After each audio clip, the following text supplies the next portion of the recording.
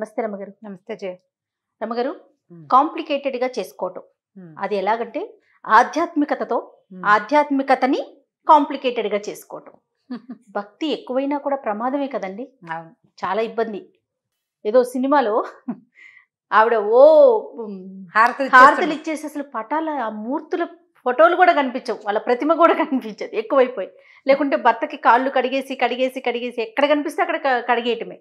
అదే అది ఒక పీక్ స్టేజ్కి వెళ్ళిపోతుంది. సినిమా కాబట్టి నవ్వుకుంటాం, అదే రియల్ లైఫ్లో ఉంటే రియల్ లైఫ్ లో మరి అంతలా ఉండరు కానీ ఇంకోలా ఉంటారు. చాదస్తం ఎక్కువ ఉంటుంది కొంతమందికి.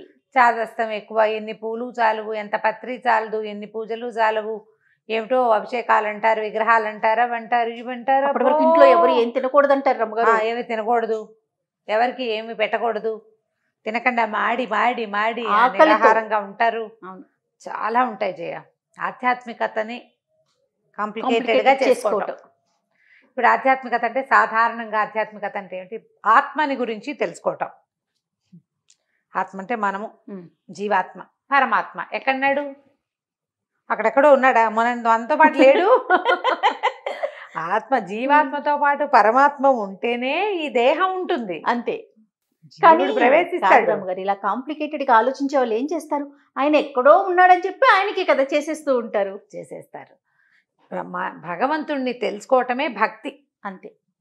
భక్తి అంటే నువ్వు పూజ చేయడం, అభిషేకం చేయడం, ఏమిటో రకరకాల విగ్రహాలు పెట్టుకోవడం, పటాలు పెట్టుకోవడం, బోల్డంత చేయటం, బోల్డంత వ్యవహారం కాదు. ఇదంతా ఏంటి? ఈ కర్మలు అవసరం మనకి భగవంతుణ్ణి తెలుసుకునేందుకు. ఇది ఒక మార్గం. ఇవన్నీ మార్గాలు. అవును. మనం చూడు, నేను ప్రతిసారి ఇవన్నీ నేను చెప్పని చేయ అంటూనే ఉంటా, కానీ నువ్వు అడుగుతావు, మన పని ఇన్సిస్ట్ చేస్తాడు, ఏదో చెప్పిస్తారు. దీపారాధన 2 ఒత్తులేండి, అదేంటండి అలా చెప్పారు? వాళ్ళు ఆ శ్లోకంలో 3 ఒత్తులు సాధ్యం త్రివర్తి సంయుక్తం అని ఉంది కదా అంటారు ఒకళ్ళు. 3 ఒత్తులు వేసినా అంతే, 2 ఒత్తులు వేసినా అంతే, 1 వేసినా అంతే, పెద్ద తేడా ఏం లేదు. అక్కడ భక్తి శ్రద్ధ. దీంతో పాటుగా ఇవి చెప్పిన తర్వాత ఎన్ని ప్రశ్నలో దీపారాధనకు ఉంది, రోజు తోమాలా, దీపం మన వైపు పెట్టాలా, దేవుడి వైపు పెట్టాలా, పొద్దున పెట్టాలా, మధ్యాహ్నమే కుదురుతుంది పెట్టచ్చా, సాయంత్రమే కుదురుతుంది ఓకేనా, రాత్రి అయిపోతుంది ఓకేనా, దీపం అనగానే ఒక 100 ప్రశ్నలు. అదైందా? తర్వాత పళ్ళు, ఈ పళ్ళు కొన్ని పళ్ళు పెట్టండి అనగానే అవి ఎందుకు పెట్టకూడదు, ఇవి ఎందుకు పెట్టాలి, ఇవి ఎందుకు పెట్టాలి, ఫలానా దాంట్లో ఫలానా పేరు ఉంది కదండి, అది ఎందుకు పెట్టకూడదండి అని మళ్ళీ దాని మీద పోనీ ఏది పెట్టాలి ఏది పెట్టకూడదు అనేది ఒక సంశయం, ఎలా చేయాలని ఒక సంశయం. ఆవిడెవరో నన్ను అడిగారు, అంటే ఇప్పుడు నేను ఇలా పబ్లిక్లో చెప్పేస్తున్నాను ఆ విషయం. పత్తి ఒత్తులు ఎప్పుడు చేసుకోవాలి అని. ఒత్తులు చేసుకోవడానికి కూడా పూర్వకాలంలో ఒక నియమాలు ఉండేవి. నా వరకు నాకు తెలియదమ్మా, 100% ఇది నిజం. నేను చెప్తున్నా ప్రత్యక్షంగా, స్క్రీన్లోనే ఆన్ స్క్రీన్ చెప్తున్నా. ఒత్తులు ఇప్పుడు పత్తిలో విత్తనాలు తీయటానికి ఒక ప్రత్యేకమైన రోజులు, ఒత్తులు చేసుకోవడానికి ప్రత్యేకమైన రోజులు ఉన్నాయిట. నాకు తెలియదు. ఆవిడ అడిగారు నన్ను, నేను ఆవిడకి నాకు తెలియదమ్మా ఇది అని చెప్పా. ఇప్పుడు కూడా అదే చెప్తున్నా. ఇంకా తెలుసుకుని ఏం చేస్తామమ్మా? భగవంతుడిని తెలుసుకునే ప్రయత్నం కదా మనం చేయవలసింది కదా. మనం పుస్తకాలు చదువుకుంటామా? లలితా శాస్త్రం, ఆ బ్రహ్మ కీట జనని వర్ణాశ్రమ విధాయిని, అది స్తోత్రం. లలితా శాస్త్రం చదివేస్తాం. ఆ బ్రహ్మ కీట జనని అంటే బ్రహ్మము నుంచి కీటము వరకు, అంటే పిపీలి కాదు బ్రహ్మ వరకు, చీమ నుంచి బ్రహ్మ వరకు జననివి నువ్వే. ఒక్కమ్మకి పుట్టాము మనం అందరం కదా. నువ్వు నేను, పిల్లి పిచ్చిక, మేక, గొర్రె, చేప, సమస్తము ఒక జనని వల్లే జన్మించాం. వర్ణాశ్రమాలని ఆవిడే పెట్టింది. మరి ఇప్పుడు ఒకే అమ్మకి పుట్టిన వాళ్ళకి ఎందుకు తేడాలు? ఇన్ని ప్రశ్నలు ఎందుకు ఇన్ని ప్రశ్నలు? పైగా నీకు బోల్డ్ అన్ని తేడాలు, మనకి భగవంతుడికి ఆ తేడాలు ఏం లేవు. భక్త కన్నప్ప మాంసాహారం పెట్టాడు, అలాగని నువ్వు మాంసం పెట్టమని కాదు. అతనున్న పరిస్థితి, అతని జీవన విధానం, అతను తినే విషయంతో పాటు అతని భక్తికి ఇదేమిటంటే నేనేం తింటానో అదే నా దేవుడికి మంచిది చేసి పెడతానని చేసి పెట్టాడు. ఆయన అంత సహృదయంతో పెట్టాడు కాబట్టి స్వామి స్వీకరించాడు. మనకి కూడా అలాంటి హృదయం ఉండి మనం పెడితే స్వీకరిస్తాడేమో. ఇప్పుడు నీకు అనుమానంతో నువ్వు పెట్టకూడదు కదా. భక్త కన్నప్పని అట్లాగే చేశాడు. ఏనుగు రత్నాలు తెచ్చిపెట్టేది, ముత్యాలు తెచ్చిపెట్టేది ఒప్పుకున్నాడు. సాలెపురుగు వచ్చి గూళ్ళు కట్టింది ఒప్పుకున్నాడు. అంతే. నీళ్లు తెచ్చి పోసేది ఏనుగు, ఇంకోటి వచ్చి ఇంకోటి ఏదో పోసేది. ఈ కథలన్నీ వింటామా మనం? భగవంతుడికి తేడా లేవు, మనం అందరం సమానమే ఆయన దృష్టిలో. ఆయనకి కావాల్సిందేంటి? నీ అభిషేకం వద్దు, నీ లోపల ఉందే అది కావాలి. నువ్వు లోపల సరిగ్గా ఉండు. నువ్వు బయట చేసేది ఒక తాత్కాలికమైంది, భగవత్ సేవ చేస్తానన్న ఒక సంతృప్తి కోసం చేసుకుంటాం మనం. అది దాని మీదే వందల ప్రశ్నలు. ఉపవాసం చేయొచ్చా, పొద్దున్న చేయొచ్చా, మధ్యాహ్నం చేయొచ్చా, ఉప్మా తినచ్చా, తినకూడదా, ఏమీ తినకూడదండి అని ఒకళ్ళు. నేను ఎప్పుడైనా చదువుకోండి స్తోత్రం ఏదో ఒక సమయంలో అంటే, అబ్బే అలా చదువుకోకూడదని ఒక ఆవిడ చెప్తారు. అంటే ఆవిడంటే సోషల్ మీడియాలో కాదు, ఫ్రెండ్స్, అబ్బో అన్నం తిన్నాక స్తోత్రం చదివితే తప్పు. వాళ్ళకి ఇంకెప్పుడు కుదరదు. ఆవిడ పొద్దున్నే అన్నం తినేస్తుంది, ఆ తర్వాత సమయం దొరుకుతుంది, ఏదైనా చదువుకుందామంటే వాళ్ళు ఎవరో తప్పన్నారు, ఇప్పుడు ఏం చెయ్యాలి? అదొక ప్రశ్న. అదో ప్రశ్న. ఈ కుశంకలు ఎందుకు రేస్తాను? ఎవడికి చాతొచ్చిన భక్తి రకంగా వాడు చేసుకుంటాడు కదా. కాదు రమ్మగారు, ఆయన దృష్టిలో పక్షులు ఒకటే, జంతువులు ఒకటే, మనుషులు ఒకటే, అందరూ ఒకటే, అందరం సమానమే. అందరి భక్తిని ఆయన స్వీకరిస్తాడు పరమాత్మ. అవును. మరి అలాంటప్పుడు ఇన్ని అనుమానాలు ఎలా వస్తున్నాయి రమ్మగారు? దీంతో చాలా కాంప్లికేటెడ్ గా చేసేసుకుంటారు. జయ, ఇలా చేయొచ్చా చేయకూడదా అనుమానం.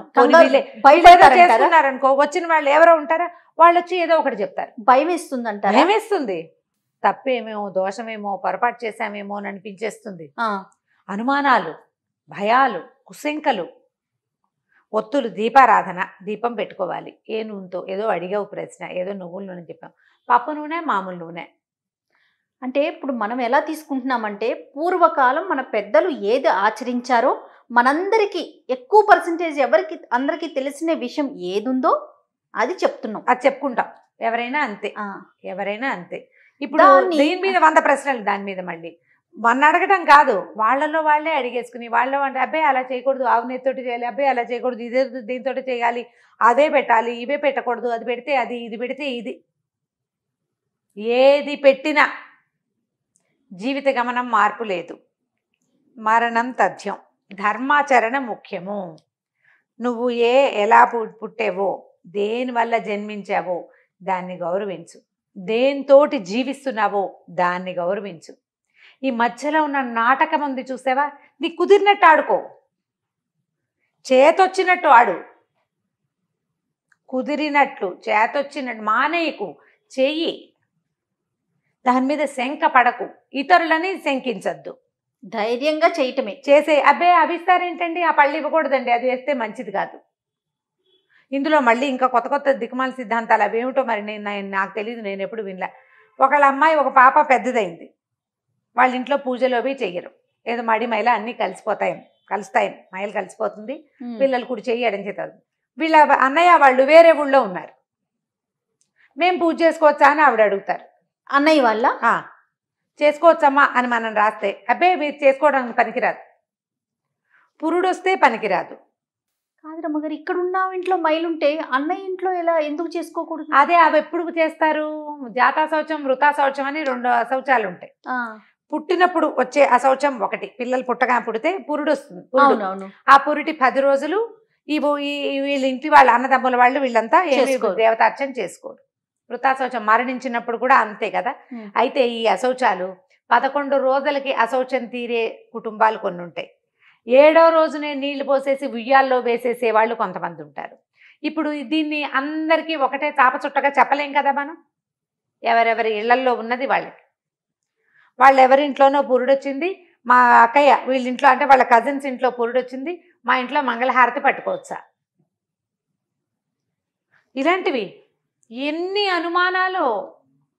అసలు ఇదేది వీటిలలో ఏ ఒకటి బ్రీఫ్గా కరెక్ట్గా ఎవ్వరికీ తెలియజేయ, ఎవరో ఒకళ్ళు చెప్పేస్తూ ఉంటారు. మనల్ని అడుగుతున్నారనేది కాదు, మీకు వీలైతే మీరు చెప్పగలిగితే చెప్తారు, లేకుంటే లేదు, అది అసలు సమస్య కాదు. కానీ వారికి వారే ఎన్ని క్రియేట్ చేసేస్తారు. పోనీ అలాగని నువ్వు పూర్వకాలపు సిద్ధాంతం ఒకటైనా పాటిస్తున్నావా? మనం చేసేది పాటించము, చెయ్యలేకపోయేదాన్ని పాటించాలని కోరుకుంటున్నాము.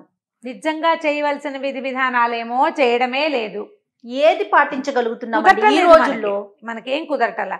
ఎందుకో ఇలాంటివి పెట్టుకుని ఇలాంటి వాటికి అడిగి అడిగి అడిగి అడిగి ఓ పక్కన క్లియర్గా చెప్తాం. మళ్ళీ దాంట్లో కూడా ఇంకా ఇది ఏడాది లోపల పనికిరాదు, 7 ఊర్లు అంటే సంవత్సరీకం లోపల చేయకూడదు. అవునవును. మా అత్తగారు పోయి 8-9 నెలలు అయిందండి. మరి మా మామగారికి పూజ చేస్తే ఇష్టం, నేను చేయొచ్చా? ఓ పక్కన చేయకూడదు అని చెప్పామా? ఈ ప్రశ్న ఎందుకు వేస్తున్నట్టు చెప్పు. అవును. చేయాలని నీకు చేసేసుకోవాలని ఉంది, పూజలు చేసేసుకోవాలని ఉంది. ఒక సంవత్సరం చనిపోయిన వాళ్ళ గౌరవార్థం ఆకూడదు, ఓ పక్కన చెప్పింది మళ్ళీ అడుగుతారు. దీన్ని కూడా కాంప్లికేటెడ్ చేసుకోవటమే కదా. ఇప్పుడు 5-6 అడిగారు, ఏముందండి ఈ రోజుల్లో చేసుకోవచ్చని ఎవరో నాబోటక్కయ్య చెప్పింది అనుకో, వీళ్ళు చేసేస్తారు, వాళ్ళు చెప్పారంటారు, వాళ్ళ మీద తోసేస్తారు. అంతే కదా జరిగేది. అవును రమ్మగారు. కానీ ఇంట్లో ఉన్న పెద్దవాళ్ళని అడగరంటారా? అయ్యో చాలా మంది అడగట్లేదు. కాదు రమ్మగారు, మనం ఎప్పుడు అడుగుతారు. నేను ఎప్పుడు నా పాయింట్, మీ ఇంట్లో పెద్దవాళ్ళని అడగండి, వాళ్ళు చెప్తే అది చెయ్యండి అంటారు. నేను అదే చెప్తా. రెండోది మీ గురువు గారిని అడగండి, ఆయన ఏం చెప్తే అది చేసుకోండి. సోషల్ మీడియా గురువు కాదు, సోషల్ మీడియా పెద్దది కాదు అని పదే పదే చెప్తాను నేను. సోషల్ మీడియాలోనే మనం ఒకరిని గురువుగా భావిస్తే వారినే ఫాలో అవ్వండి, ఒకరిని అవ్వచ్చు, అదేం తప్పేం కాదు, మంచి మాటే. మనకెవరు దొరకలేదు, ఇక్కడ ఒకరిని వింటున్నావు, చాలా నచ్చింది, మన మనసుకు ఆహ్లాదంగా ఉంది, వాళ్ళు చెప్పిన పాటిస్తుంటే మనకు బాగుంది, పాటించండి, ఒకళ్ళని తీసుకోండి. అందరూ పెద్దమ్మలే, అందరూ పెద్దనాన్నలే, అందరూ మావయ్యలే అయితే ఎలా కుదురుతుంది? అలా కుదరదు కదా. అందరినీ చుట్టాలని చేసుకోకూడదు, ఎవరో ఒకళ్ళని పెట్టుకోవాలి. ఈ విషయానికి వెళ్ళి ఆ విషయానికి వాళ్ళని అలా అనుకోకూడదు. ఆధ్యాత్మిక విషయాలకి ఒక్కళ్ళు. మంచి జరిగితే అంటే ఏమీ జరగకపోతే అంతా ప్రశాంతంగా ఉంటే నా గొప్ప. అక్కడ ఏదన్నా తేడా కొట్టిందో వాళ్ళు వీళ్ళు అదే కదా, వాళ్ళు చెప్పారు మేము చేసాం, వీళ్ళు చెప్పారు మేము చేసాం, అందుకని ఇలా అయింది. అదే అమ్మాయి ఎవరో నాకు మెసేజ్ పెట్టింది, మీరు యూట్యూబ్లో చెప్పడం మానేయండి, మా అమ్మ మీవన్నీ విని చాదస్తంగా తయారైంది అని. నాకు నవ్వు. అయ్యో రామా, నేను ఒక్క విషయం చాదస్తంగా చెప్పాను, నాకు లేదు, నేను చెయ్యని ఏది ఎవరికి చెప్పను, చాలా జాగ్రత్తగా ఉంటాను. అసలు అలాంటి ప్రశ్నలే తీసుకురాదు సుమన్ టీవీ. అది జాగ్రత్తగా ఉంటాం. అయినా సరే ఇప్పుడు ఏంటంటే మనకు ఒక సమాధానం కావాలనుకో, నువ్వు ఎప్పుడు అడుగుతావు నలుగురిని? నీకు కావాల్సిన సమాధానం వచ్చేదాకా అడుగుతావు, అంతే కదండి. అంతే కదా. ప్రధానమైంది సమాధానాలు మీకు కావలసినవి కాదమ్మా, అసలు మానవులు, మనుషులు అన్న వాళ్ళు చెయ్యవలసింది ఏం చెయ్యాలి? పూజ చేసుకోవాలి. పూజ అంటే ఎంత, మీ ఇంట్లో ఎంత చేస్తారు, ఏం చేస్తారు, నీకు ఇంట్లో చేసేది కాకుండా నీకు ఇంకేదైనా చేసుకోవాలని ఉంది, ఒక్క గురువుని, ఒక్క పురోహితుడిని అడిగి, ఒక బ్రాహ్మణాయన, ఒక పంతులు గారిని, ఒక అయ్యగారిని అడిగి వాళ్ళు చెప్పిందే చేసుకోండి. అప్పుడు మీకు అనుమానాలు ఉండవమ్మా. ఇన్ని ప్రశ్నలు ఎప్పుడు వస్తాయి? మన స్వధర్మే నిధనం శ్రేయ అని చెప్పబడిన వాక్యాలు తెలుసుకుంటాం మనం. ఎప్పుడు అనుమానం వస్తుంది, అది మనది కాదు, మనం ఎప్పుడు చేయలేదు, అందుకు మీకు డౌట్లు వస్తాయి. పోనీ రానివ్వండి, అనుమానం వస్తే వచ్చింది. మీరు అన్నట్లుగా ఒకరి దగ్గర కదా మనం దాన్ని నివృత్తి చేసుకోవాలి. 10 మందిని అడిగితే 10 ఆన్సర్లు వస్తాయి, ఏది ఫాలో అవుతాం? అదే కదా, అందుకని అక్కడ కూడా క్వశ్చన్ మార్కే కదా రమ్మగారు. కరెక్ట్, వీళ్ళు చెప్పారు, వీళ్ళు చెప్పారు, వీళ్ళిద్దరిలో ఎవరు కరెక్ట్ అలా కూడా అనిపిస్తుంది. ఇంకొకళ్ళు ఉంటారు, మీరు చెప్పకూడదు, ఫలానా వాళ్ళే చెప్పాలని. మంచి మాట ఎవరు చెప్పినా తీసుకోవాల్సింది. బాలాదపి సుభాషితం అన్నారు, మంచి మాట ఎవరు చెప్పినా తీసుకోవాలి. మనకు కావాల్సింది మంచి, అంతే. దీన్ని, ఈ ఆధ్యాత్మికతని, ఈ భక్తిని కాంప్లికేటెడ్గా చేసేసుకోబోకండి. భక్తిలోనే వెళ్ళండి. భక్తి మార్గం మంచిది, అత్యద్భుతమైనది, భగవంతుని చేరే మార్గం. ఈ మధ్యలో ఉన్న వ్యవహారాల చిక్కుముడిలో పడిపోయి నిజంగా మనం భగవంతుని చేరటానికి ఏం చెయ్యాలో అది మనం చేయలేకపోతున్నాం. ఆ దృష్టితోటి పనిచేయండి తప్పకుండా. పూజ, దాన్ని దాటి ఆలోచించండి. ఒక వ్రతం, దాన్ని దాటి ఆలోచించండి. అంతా ఇక్కడే ఇవన్నీ రకాలు చేయలేకపోయాం, ఇది చేయలేకపోయామని బెంగ పెట్టుకోకండి. సరిగ్గా ప్రసాద వినిమయం అయ్యిందా లేదా, ప్రసాదం చేసాం, ప్రసాదం చక్కగా ఖర్చు అయిందా లేదా, నలుగురికి ప్రసాదం ఇవ్వగలిగామా లేదా, పూజ సరిగ్గా చేయగలిగామా లేదా. ఈ మధ్యలో ఉండే చాలా రకాలు ఉంటాయి కదా, ఇన్ని దీపాలు ఇవి అంతా ఏం హైరాన్ పడద్దు. మన శక్తి మేర చేసుకోవాలి. మనకి తెలిసినదే మన భక్తి. నేను ఇట్లాగే చేస్తున్నాను, నాకు ఇలాగే అలవాటు, చేయండి, అంతే, చేసుకోండి, అంతే. ఇప్పుడు ఎవరైనా చేస్తే ఇదేమిటి ఇలా చేస్తున్నారు లాంటివి అడగబోకండి, వాళ్ళ పద్ధతి అదేని ఊరుకోండి. ఇతరులని ప్రశ్నించడం కూడా తప్పేనని చెప్తుంది కార్తీక పురాణం. వాళ్ళ పూజని మనం ప్రశ్నించకూడదు, వారి విధానం వారిది, అంతేనా? వాళ్ళ ప్రకారం వాళ్ళు వెళ్ళిపోతారు. సత్యనారాయణ స్వామి ప్రసాదం ఉందా జయ, మనమేమో గోధుమ రవ్వ పంచదార చేస్తాము, రవ్వ కేసరి, బొంబాయి రవ్వతో చేసేవాళ్ళు కొంతమంది, బొంబాయి రవ్వని వేయించి పచ్చి రవ్వే కలిపేవాళ్ళు ఇంకొంతమంది, గోధుమ రవ్వ పచ్చి రవ్వని కలిపేవాళ్ళు కూడా కొంతమంది. ఇన్ని రకాలు ఉన్నాయి కదా. ఇప్పుడు ఎట్లా ప్రశ్నిస్తావు నువ్వు? ప్రశ్నించలేం కదా.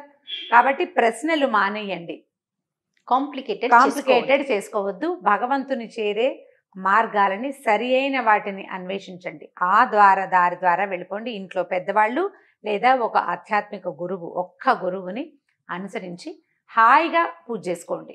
వాళ్ళు ఎవరో చేశారని అది, వీళ్ళు ఎవరో చేశారని ఇది, వాటి జోలికి వెళ్ళబోకండి. వాటన్నిటి వల్ల మీకు ఫలితం లభిస్తుందని మీరు నమ్ముతున్నట్లయితే ఈ పాటికి ఆ పూజ చేసిన వాళ్ళ ప్రతి వాళ్ళు టాటాలో బిర్లాలో ఇంకోటో అయిపోవాలి. అవడం లేదు, అట్లా అవటల్లా. మన మనసుకి నచ్చుబాటుగా ఉంటే చేసుకోవాలి అంతే, తప్పకుండా. నమస్తే. నమస్తే.